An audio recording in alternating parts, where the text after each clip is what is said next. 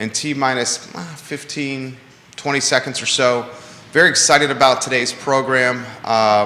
Kalila Jones is in the house, and she is fantastic people. One of the best dressed fashionistas in Central Virginia, without question. She's got moxie, she's gorgeous, she's beautiful, she's a hell of a businesswoman, a mom. Her man is A-plus people. We'll get to that in a matter of moments. And she's bringing a friend with her as well, and Kim Delaney, the owner of Kim's Consignment. Kim is also a fantastic entrepreneur, fashionista, and just a stakeholder in this community. We're excited to spotlight two talented entrepreneurs today on the I Love CVille show, as we are live on every social media platform known to mankind. I want to start the program off with the impassioned address that we saw from the Ukrainian president this morning. I watched it live, as many of you guys did, and I want to offer some perspective of what I felt during this impassioned address to Congress. President Zelensky respectfully calling President Joseph Biden, I don't want to say calling out, but certainly asking for help.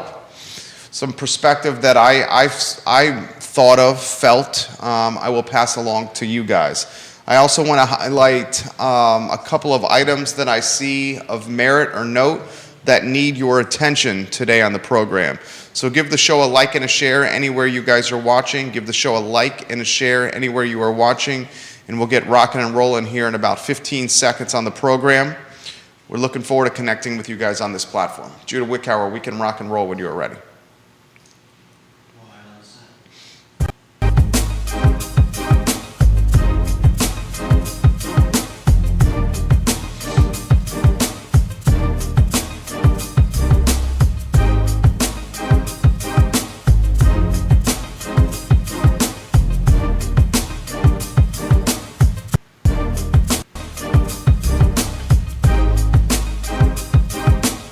Guys, welcome to the I Love CVille show. My name is Jerry Miller. Thank you kindly for joining us. It's a great Wednesday to be alive. We are live in Charlottesville, across the Commonwealth, the country, and the world on the I Love CVille network. And today's program is just going to be absolutely fantastic. We have Kalila Jones in the house, a fashionista, an entrepreneur, a stakeholder, a visionary, a mom, a wife, and just one of the A-plus people in this community. Kim Delaney, also our guest. You will see both business women on this network and on this set in about 12 minutes here on the program. We love to showcase the best of Charlottesville, Virginia, and Kim and Kalila certainly embody those qualities. Folks, a lot I want to cover on the Wednesday edition of the show, including an impassioned speech, an impassioned ask for help from President Zelensky of Ukraine. I don't know if you've had an opportunity to watch the address he did to Congress this morning. I found it moving. It brought me to tears, and it certainly further humanized and localized and personalized this war in Ukraine. I'm going to offer some thoughts on that topic in a matter of moments. I'm also going to highlight what I think is a very concerning topic. Last week, the Virginia Senate passed Bill 591, SB 591. This bill was designed to eliminate the sale of hemp products containing more than 1 milligram of THC per package and classifies all THC cannabinoids as equal. If this bill is signed, it will make the products containing natural hemp, full spectrum CBD, delta H THC, and THCO and THCP 100% illegal in Virginia. This is a concerning potential trend that is happening. And I'm going to offer some perspective on this and what the Governor Glenn Youngkin administration is doing. I have, on this program and on this network, numerous times championed the benefits of hemp and of cannabis to our hundreds of thousands of viewers each year. The extremely unfortunate nature of this plant is the disgusting racial profiling that is associated with it. People of color are 4 times more likely to be profiled and arrested when it comes to cannabis than people that look like me. And that is wrong and must be righted. Furthermore, there are states across the United States that are benefiting financially, incremental tax dollars, when it comes to hemp, THC, and cannabis. For Virginia to backtrack on some of the progress it's made is closed-minded and short-sighted. And what it's certainly going to do is it's going to amplify or drive momentum behind the illegal market associated with cannabis and THC and hemp, and not the legal market that can be monetized, controlled, and positioned above board. So that topic is going to come up today on the I Love CVille show. And I also want to highlight what Albemarle County's Economic Development Authority is currently doing. They are discussing a beer garden for Albemarle to drive revenue. This a topic of conversation in the Economic Development Authority yesterday.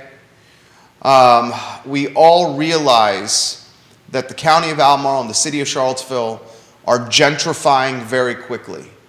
And as a father of a 4-year-old, as a husband and as a family man, I want our son to grow up in as diverse a community as possible. And creating or pushing tax sources associated with real estate and tax rate increases and personal property tax increase is going to have one impact on this community, and that's a homogeneous one, a wealthy one, and one that lacks diversity. And that's not the type of community I want our son to grow up in. Diversity of thought, diversity of look, diversity of action and mentality is a community I want my son raised in and within. So those topics here over the next 7 to 8 minutes, 9 minutes, before we welcome Kalila Jones and Kim Delaney to the program. First, I want to talk about the beg for help from Ukrainian President Zelensky this morning in what was basically a Zoom conference call with the President of Ukraine and members of Congress, one that was broadcasted across national television here, stateside. I watched a 44-year-old president beg the Free Union, our country, for help. He asked for jets and fighter planes. He asked for military weaponry and infrastructure. And he specifically, by name, asked President Joe Biden to close the airspace in Ukraine and to prevent Russia from bombing his country and killing and murdering more Ukrainians. His speech brought me legitimately in this studio to tears. I was sitting in that desk over there, watching it on the TV over my desk, watching a 44-year-old man, a former actor, a 44-year-old president showcase courage, passion, showcase a command for multiple languages, his, and at the end, speaking in English clearly, showcase strategy, empathy, and understanding the importance and influence of America from a global standpoint. I don't nearly pretend to have the answers or know what to do. And yes, I'm as fearful as World War III as all of us. And yes, I understand that Putin, the Russian president, is a war-mongering psychopath who is unpredictable and potentially unstable. Do I think that America should come in and close the airspace above Ukraine? You know, I don't really know. Because if we do that, I fear that Russia will retaliate against our country. And a war in the Far East will then become a war on American soil. That's the last thing I want. But I also don't want Ukrainians to be bombed and murdered and killed. And I fear if Putin is not stopped in Russia, that he will just continue pursuing and leveraging war to conquer other countries. This is a precarious position, not only for America, but for the world in totality. I encourage everyone watching this program to please watch President Zelensky's plea for help to Congress. It's everywhere on the media now. We are, God, and I hate to say this, we are closer to a World War III than I could possibly imagine. Certainly closer than I thought we were last week. President Biden, Congress, and our country has a choice. And that choice is, do we aid Ukrainians with military weaponry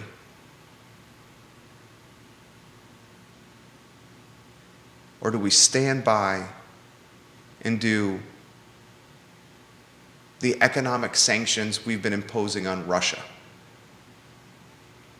The economic sanctions we've been imposing on Russia offer far less exposure and risk than closing down the airspace above Ukraine. But eventually, we got to wonder if we don't do anything, what's the next country Putin's going to pursue? Not a good position, a precarious one, to say the least. Two more topics before we welcome Delilah and Kim to the program. Last week, the Virginia Senate, in clandestine super DL fashion, passed a bill, SB 591, that was designed to eliminate the sale of hemp products containing more than 1 gram of THC per package. Governor Glenn Youngkin's administration are doing their best to potentially outlaw hemp, CBD, Delta 8, and to basically categorize it as some hardcore drugs. I've said on this program for years the medical benefits associated with not only cannabis, not only hemp, Delta 8, and CBD are significant. anxiety reducing benefits, pain reducing benefits, sleep inducing benefits. Furthermore, the history of cannabis and THC when it comes to racial profiling is well documented and incredibly unfortunate.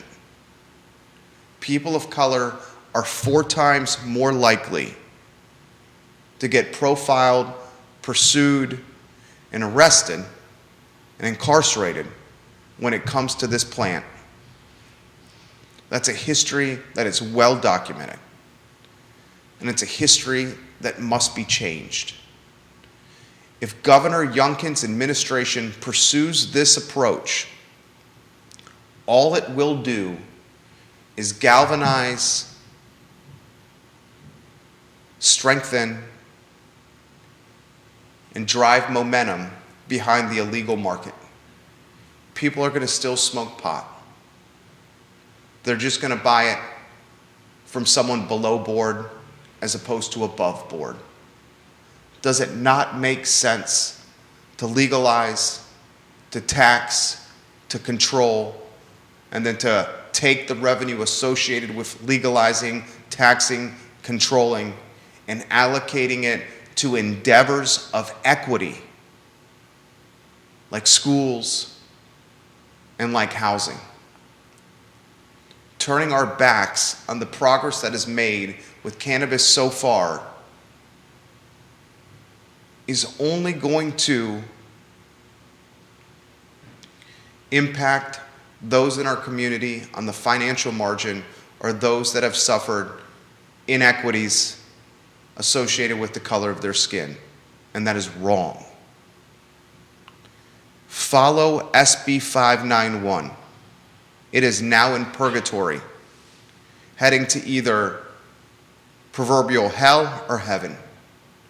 From my standpoint, it's a bill that needs to be squashed and squashed immediately. Last topic before we welcome Kalila Jones and Kim Delaney to the program. We have championed on this network the need for incremental tax sources. And one of those incremental tax sources is undoubtedly the revenue associated with designated outdoor recreation areas, otherwise known as beer gardens. You have Albemarle County's Economic Development Authority in a meeting yesterday talking beer gardens and designated outdoor recreation areas because the positive revenue associated with these strategies.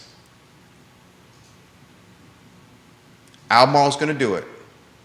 Stonefield shops at Stonefield, 5th Street Station, the town of Scottsville are perfect opportunities to position a designated outdoor recreation area, a beer garden. The question I have for taxpayers in Charlottesville, will you be okay with Albemarle County welcoming this concept into the mix?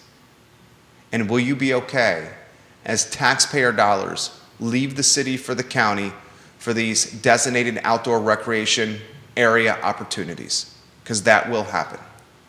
And I encourage everyone watching the program to consider the true potential associated with these beer gardens and these outdoor recreation refreshment areas that we've seen in Savannah, Georgia, or the Florida Keys.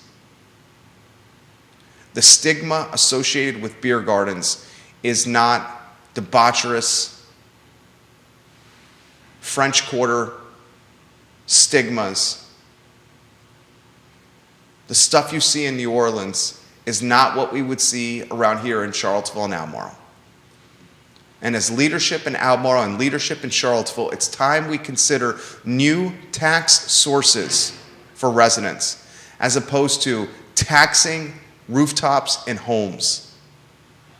Because when you increase taxes on rooftops and on houses and on cars and on trucks, all you're doing is gentrifying the community and taking disposable income out of the pockets of locals. And when you do that, you gentrify the community and you make it homogenous and you make it wealthy and you make it a community that lacks diversity. And as a father of a soon-to-be 4-year-old, that's not the community I want our son to grow up in. All right, Judah Wickhauer is our director. Why don't we welcome, please, Kalila Jones and Kim Delaney to the program. I've been very excited for this interview.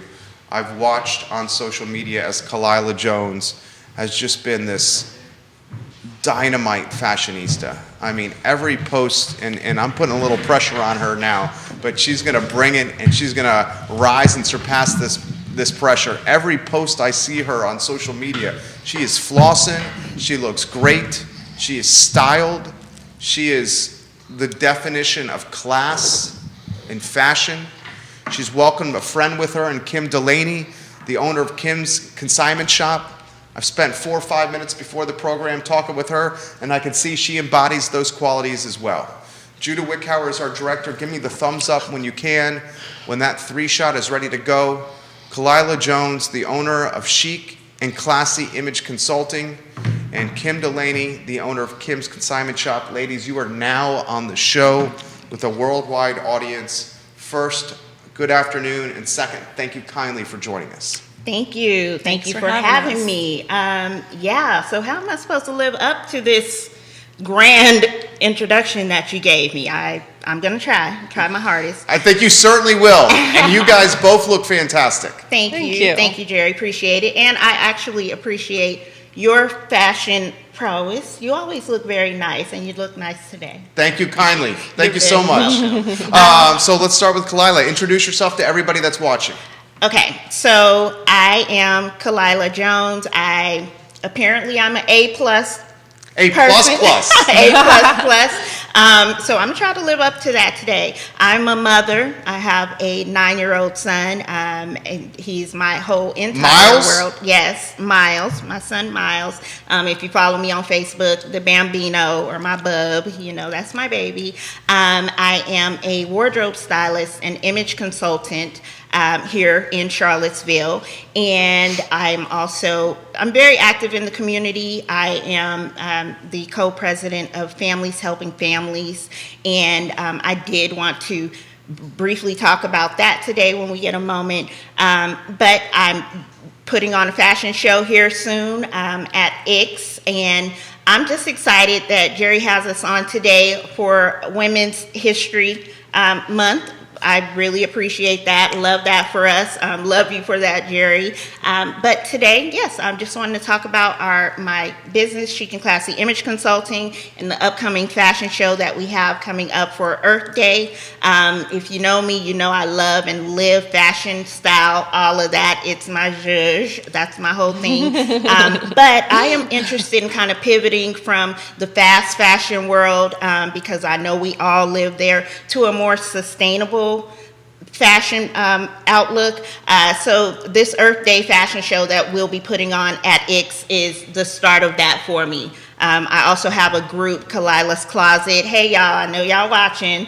And we are doing a no-buy challenge, and that is kind of a kickoff to this more sustainability, doing better, buying better, and just, taking care of our world. So I'm glad that you have me today. I love it. Thank you for coming. We're going to get Kim Delaney in the mix, the owner of Kim's Consignment. I think the community undoubtedly knows that brand.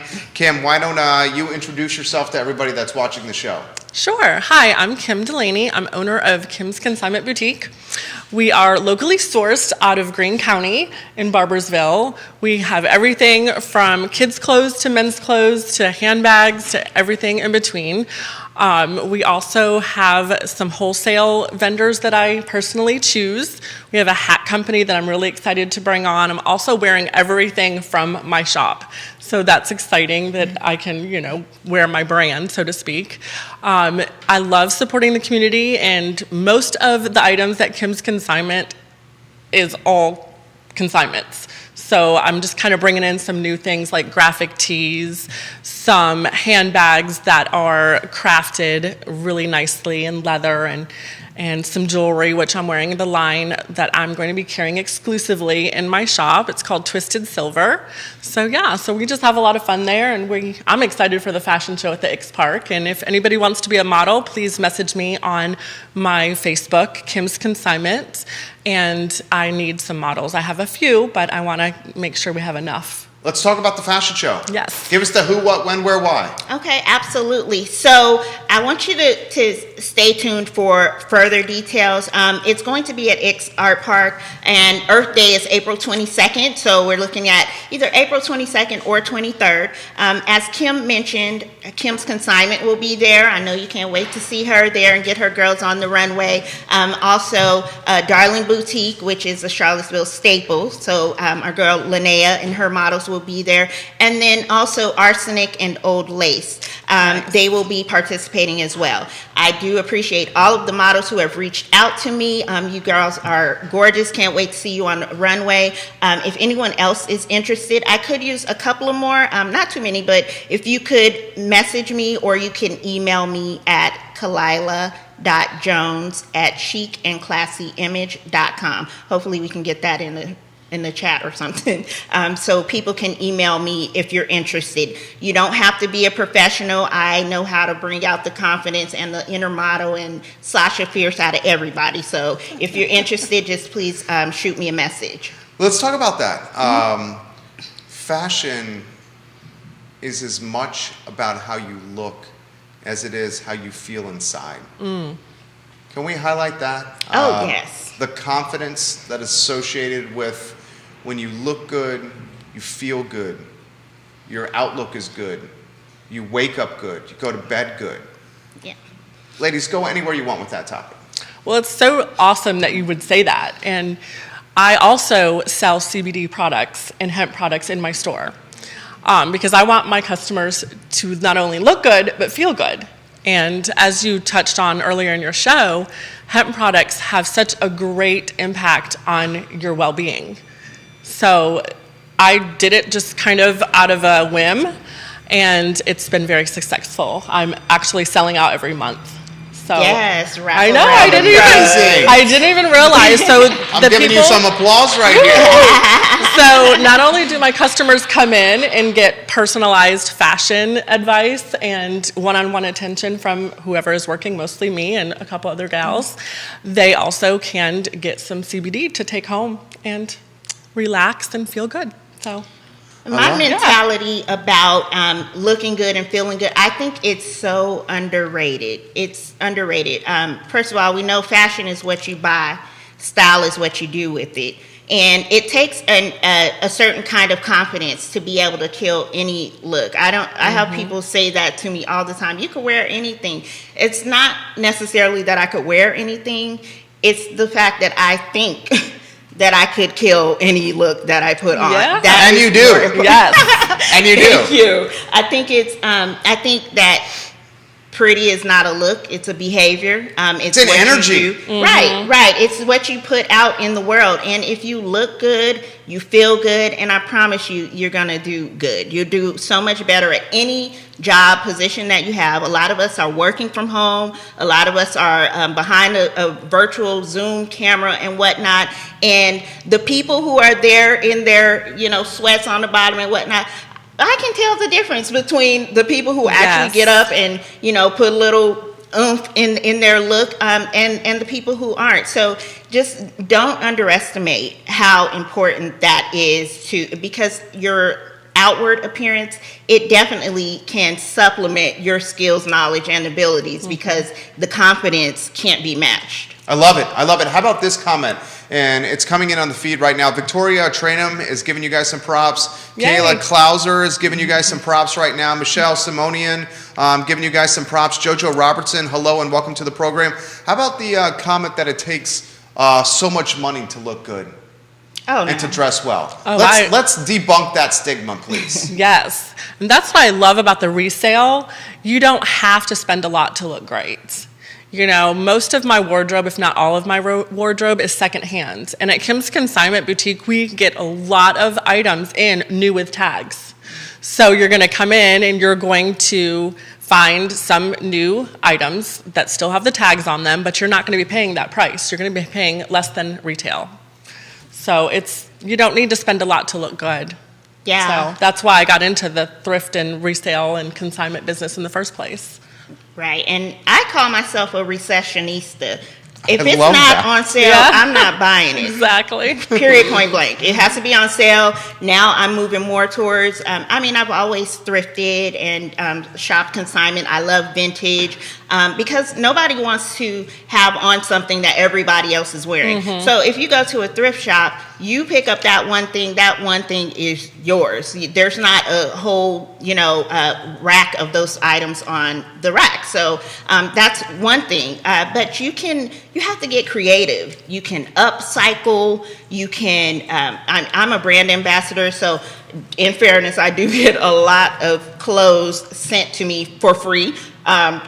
Be a brand ambassador if you want some free clothes. You don't have to spend a lot of money. I saw something yesterday on social media about maintenance and high maintenance and whatnot. And I get it. I know I look high maintenance, but I am not. What would Chris say to that?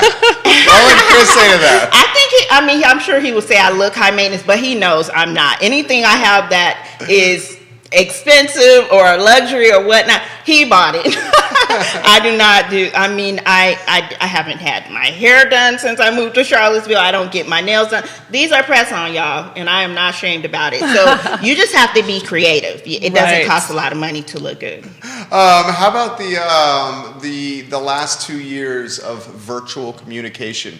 And how it's impacted fashion, changed things. I think we all want. So Alex Erpy, who comes on the program all the time, said virtual communication is just that. It's virtually not as good. And I can tell all of us here are people. We like being around people. We like doing this face to face. And I would even say that we thrive off the energy and crave the energy that comes around being around people. Can you put in perspective what you've seen from, this Zoom world we're in, and how it's impacted self-esteem, and how it's impacted self-care, and how it's impacted outlook on life? The greatest thing about owning a little small boutique is having relationships with your customers, and they're coming in, you get to know them, you get to know their style, and it becomes second nature when they come in. You're like, oh, look what just came in, and people know that when they come in, they're going to get personalized styling. When you do online sales and online Zoom calls and all that, you're losing that personal touch, and it's really affected my business personally. I was fighting against the whole online, items, but I am now doing an online store because you just have to go with the times. So I remember when in the depths of COVID, these interviews, Kalila, were not in person. They were done through a screen, and it made them so much less fun. There's nothing I enjoy more than sitting across from you all, talking about the stuff that makes you guys passionate and happy and upbeat. What did you see with your business and with fashion during that 2-year period? And now that we're coming out of it, and it's warm and the community is so pumped, ready to get out and go, how are you seeing maybe that mentality change from COVID to now? Well, first of all, I may have an unpopular opinion. So you are right. I do feed off of people's energy. And actually, I think one of my descriptors that I give myself is an atmosphere shifter. So I like to shift the energy in the room if possible too. However, when it comes to being productive, I am way more productive virtually and not going into office, because if you have, and I know, Jerry, you have a lot of energy. I know people probably are, you're magnetic, right? So people come to me about work stuff, not work stuff, and it distracts me. So I've been way more productive virtually. I've had to pivot, like the world has had to pivot, and learn how to kind of mine for that energy that I need to help me keep me energized too. So I do think that we all experienced it. It happened, but I think that the good thing about COVID and going virtual was learning yourself and learning what you need to be the most productive that you could be, and just how to pivot. So I do a lot of presentations for my full-time job. I'm a marketing and public relations coordinator, and I think when I was on my own for the first time, I had a virtual presentation, and I was Zoom bombed for the first time. Never heard so many F-bombs in a 30-second period in my life, right? So I learned, and I was very surprised. Even watching back, I'm like, oh my God, how did I stay calm? I had to learn. I wouldn't have learned that in person. You can't learn those types of things. But when we talk about shifting for business, it actually opened me up to be able to accept more clients around the world, not just locally. So that was, for me, it was a good thing as well. But, I think that the world has probably shifted a little bit for good. I think a lot of businesses recognize that we can do some of these things from home. People are productive at home. They're not just shucking and jiving. I mean, you're always going to have a few bad apples, but it worked out in some people's favor. How did fashion change during the pandemic? Did you see any noticeable changes? Yeah. Any trends? Well, yeah, I've had people come to me and say, I'm doing these presentations virtually. I don't know what should I wear, what should I do? And, I'm like you, I'm going to do a statement piece because people can see me from here up. Might wear a hat, might have a banging lip color on. Your hair needs to look nice and just look good. Wear something bright. You can't be, it's so dry, robotic. Give people something to look for. Give the people what they came for. That's the shift that I saw. And I'm sure a lot of people wearing a lot of pajamas and whatnot.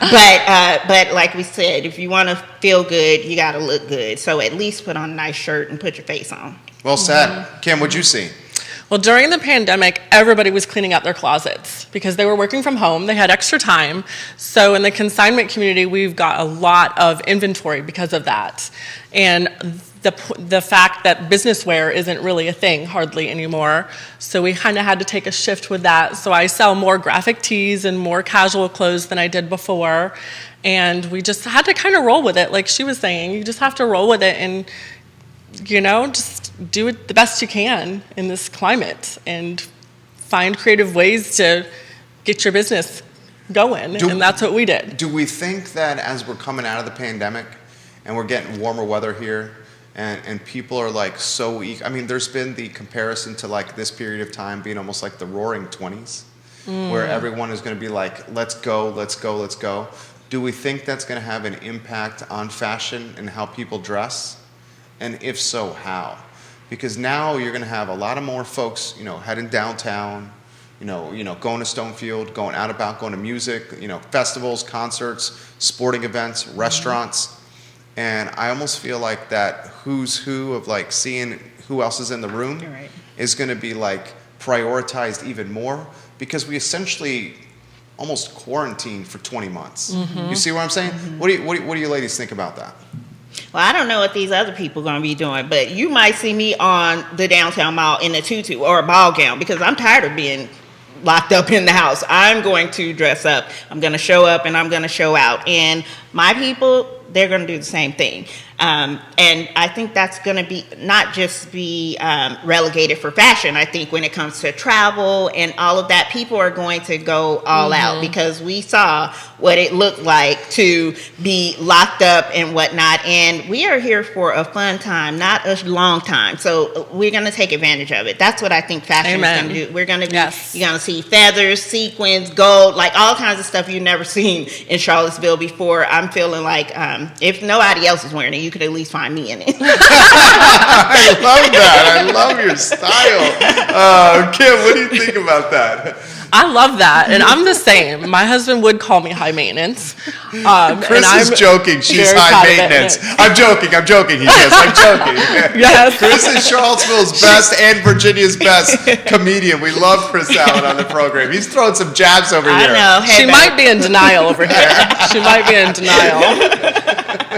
So what do you think, Kim? I mean, talk to us about how you think fashion may, are we going to reflect on a time, down the road and be like, this pandemic changed fashion this Oh, way? yes. How do you think? Well, obviously, the supply chain is huge.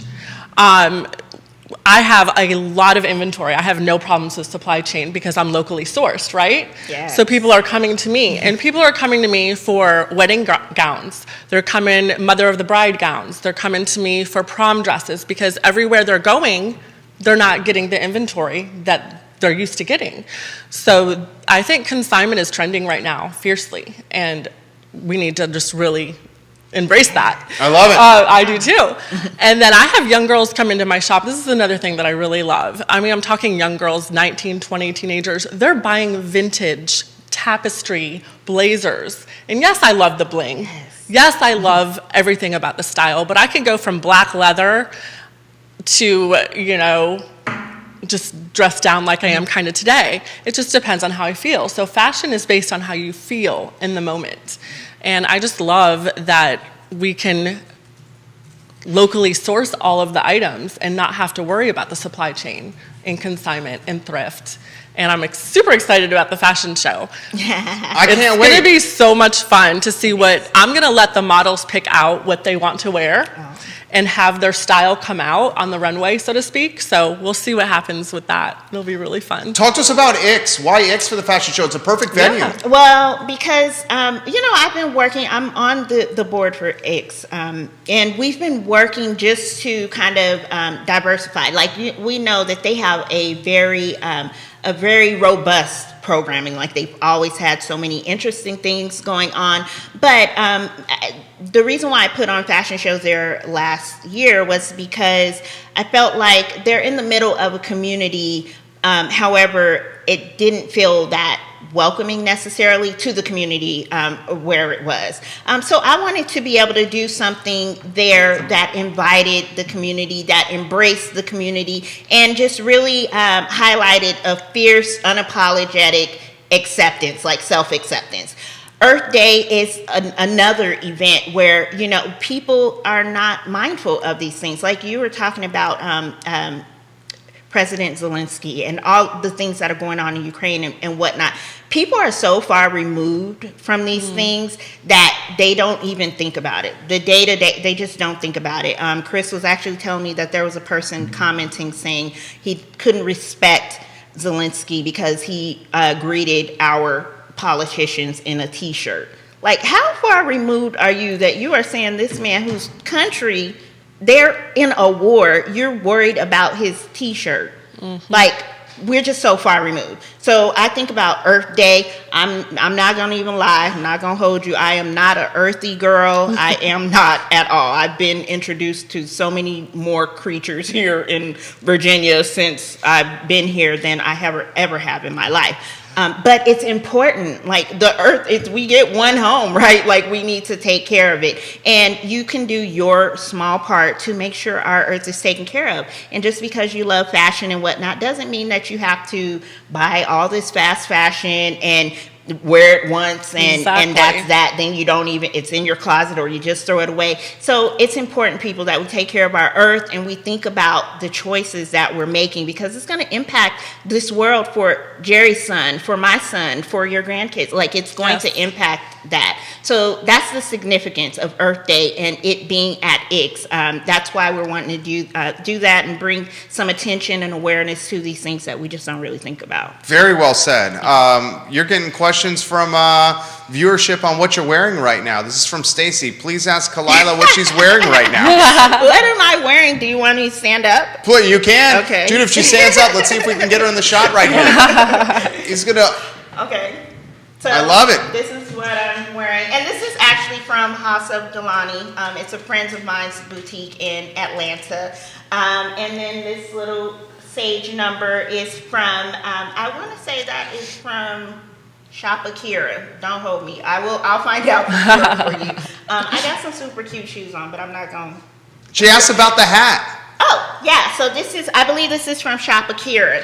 And if not, I will find out for sure for you, and I'll get that in the comments. But I love to get hats from there.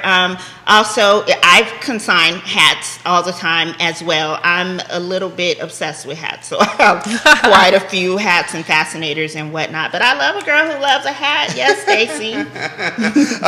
Let's get how about this? What do you guys love about the Charlottesville and Central Virginia community? What do you love, and what would you like to see improved upon? Kim, why don't we go with you first on that one? Now, how long have you been in the community? I moved here 12 years ago. Okay. Yes. Okay. And what I love, of course, is the mountain views and the communities. I love the Fridays after 5 vibes. I didn't go very much last year, but I plan on embracing it this year as much as possible. As far as improving, probably more diversity would be better for, the communities and stuff. Okay. Yeah. Okay. And Kalila, what do you think? I absolutely love Charlottesville. And if you talked to me a couple of years ago, 2017, I probably would not have said the same thing. But I think the way that we've worked y'all see how I said we, I consider myself a Charlottesvillian. That's awesome. How we push through that. The community has embraced myself as well as my husband here, and I've learned a lot. I've grown a lot. I've met mentors. I've worked with a lot of community resources and a lot of networking. I mentioned earlier that I am the co-president of Families Helping Families, which is Albemarle County Public School organization, and we are putting on a teachers appreciation initiative for May 2nd through 6th. If you're interested in volunteering, please feel free to hit me up about that. But I was a part of chartering our chapter of the National Coalition of 100 Black Women here. Awesome. I've just done a lot here. I've volunteered Habitat for Humanity, Women's Build, PB&J Fund down the street, just about the SPCA, just about everything. And what I love about Charlottesville is that they embrace you. And once they get the claws in you, you're in, like you're part of the family. So I do love that about Charlottesville. What I think we could fix, when I initially moved here, I worked for the city of Charlottesville. I didn't know that. And I currently work part-time for Albemarle County Department of Social Services as a family support worker at an elementary school. So I've kind of worked and ran the gamut of the organizations that I've worked with. What I see that I think could be improved upon, there's a little bit of virtue signaling sometimes. What's that mean? It means that people say that they want things to be a certain way because it sounds good. Okay. But they don't necessarily do what it takes to make it happen. Or they might say, I think this community needs X, Y, and Z. Instead of actually doing some research or talking to the people in that community to see what it is they need or what they want. It's more like a savior kind of, let us come and do this because this is what you need, when they're like, that's not what I need at all, and I don't need you invading my space with things that we don't want, telling us things that we don't want to hear. So I think the intentions are good. Not always, but I think the intentions are good, but I think there needs to be more effort in really engaging with these communities, with these families, and figuring out what they need and helping them do it in a sustainable way. I love that. So you don't have to rely on someone all the time. That's what I think we could work on. That's a great answer. So what highlight some? Highlight some. What the families need? What we can do? I personally can't say, but like the communities that I've been in and the organizations that I've worked with, I'm very selective with my time and energy because I work 2 jobs. I style on You're the a side. mom? I'm a mom, a Yeah. very active mom, and I really am very active in the community. So I've had people reach out to me about projects and whatnot, and believe it or not, like I get like token vibes, like they want somebody, but she is not that. I'm not a token. I'm a boots on the ground type person. I dress like this, but I get in the mud with you. You know what I mean? That's what I need for people to understand that these communities need. We need you to get in the mud with us and figure out what it is together, not just what it looks like to you. You know, I guess I could give one example, like over the holidays, all of the Christmas gifts and things like that, when, you know, they can't pay the rent or the lights are off, and, you know, or they're getting like cookie packages or whatever. It's like, my heat's not on, like I don't have electricity, like how am I supposed to, you know, those types of things. I think it's you have to get out there. You can't just think for people. You can't think that you know what these people need. Very well said. Do we think we're headed in the right direction? I do. I think with the pandemic, a lot of discrepancies and just the gross like differences in equity, it came to light. Because first of all, that gap got shortened because inflation has, you know, the main thing that people come to us for is food, groceries. Mm-hmm. And that's across the people I've never even heard from or seen before who would probably balk at contacting DSS for these things. That's what we're seeing. So that gap has shortened. I think people are now, they're putting on other people's shoes because they don't have a choice, right? So I think that we're getting closer because all of the community has come together to try to fix these things. You know, we've PB&J, you know, I was able to deliver food with them, put bags together. We saw so many volunteers doing those things. I hadn't seen that before, and I've been volunteering in Charlottesville for 7 years now. So I do think that we're getting closer. And I think that people are really being more cognizant of these things. Love it. Ladies, as Charlottesville or as Central Virginia, and in Charlottesville, like I love Seaville's, I love Central Virginia. I mean, it's a brand that's going to be more memorable and resonate longer if it's I love Seaville, as opposed to saying like I love Charlottesville, Albemarle County, Greene County, Orange County, Louisa County, you know what I'm saying? It's the area in totality is what we're trying to stand for here. Are you proud to call it home? Has it been more home for you guys than any other home has ever been? And if so, why or no or how? Talk to us about the area and what you love about it. Kim, why don't you go first? Actually, I came here because my husband was in the Air Force. Okay. So he was stationed at the DIA, and I just fell in love with the area. The small town, and then my children. I have 5 children. So I have a 29-year-old that just got out of the Navy, and he's stationed in San Diego. He hasn't been home since COVID, so I really miss him. And then I have my daughter with the 3 grandbabies lives in Charlottesville. So she has embraced Charlottesville as her home. And then I have 3 at home still. So I love the fact that we can just do things in nature and just have fun. So, I mean, What do you think, Kalila? I'll be honest. Like I said, we moved here, I want to say it's 2014, 2015. Don't quote me. But then 2017 happened. I have a child. My son was 3 at that time. We went to the library every week. I took him to the library every week. Downtown? I had no idea what was even. I don't even think I even looked in that direction. Well, the mall? No, at the statue. Okay. At the time, I don't even think I had looked in that direction, but I did come one day and there were people out there with blowtorches and I had my son with me, right? Like, so that changed my perspective. Like at that time, I was like, what in tarnation? Where did they send me? And so we were here too because my husband was active duty Air Force. And that was hard. It was hard. It was hard because no one knew how to navigate their emotions at that time.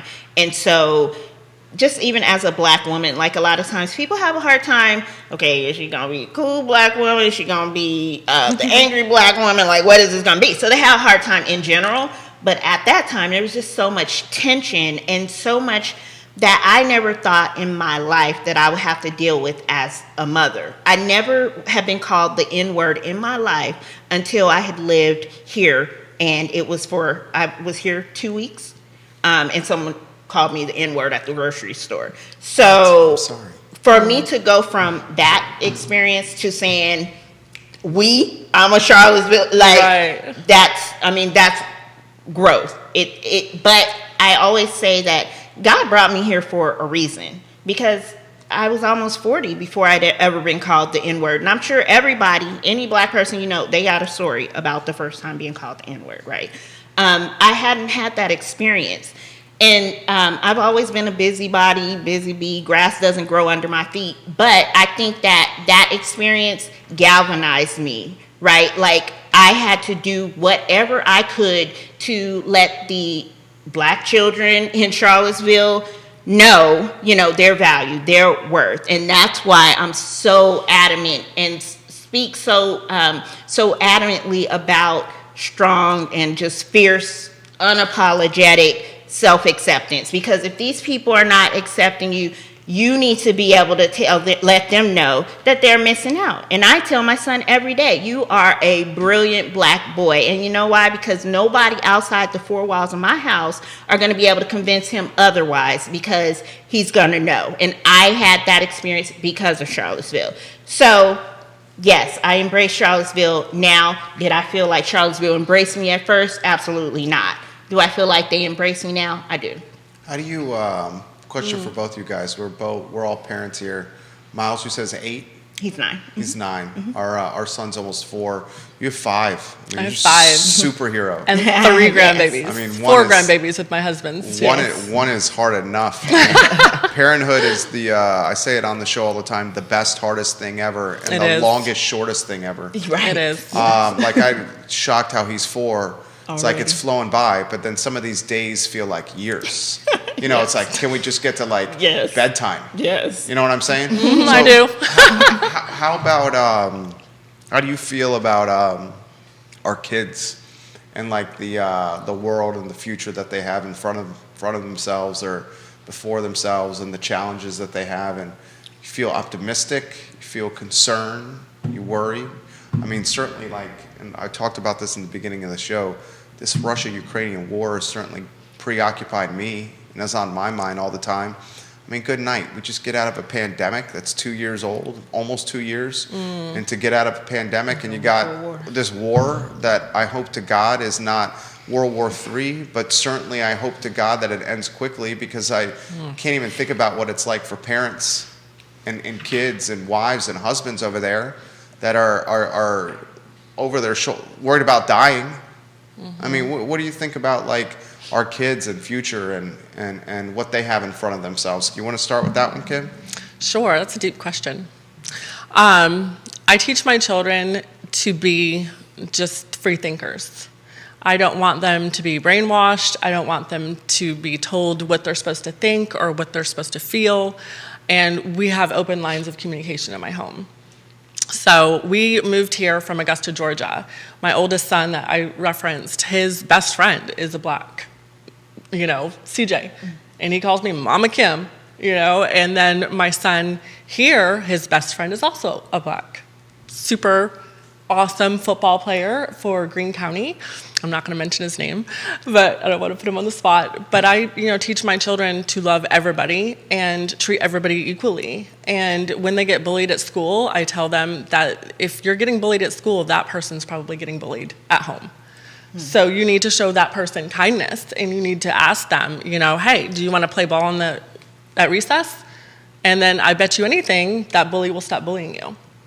So I am concerned about the future for our children, of course, but you have to raise strong children in this time and age, because there's so much going on, and it's going to make your anxiety go up. It's going to make you fearful if you let it take control of your emotions. And I teach my children to just take it head on and, just take one day at a time and be kind to everybody. What do you think? I'm concerned, but I'm always optimistic. I would say cautiously optimistic. I have a son and a husband who sometimes they might catastrophize stuff in their head. Like, my son's been doing that this week, as a matter of fact. So one of us has to be, the positive thinker, like, we're going to work through this. And I'm about action. So we all can control our piece of this world. We are the mayor of our town.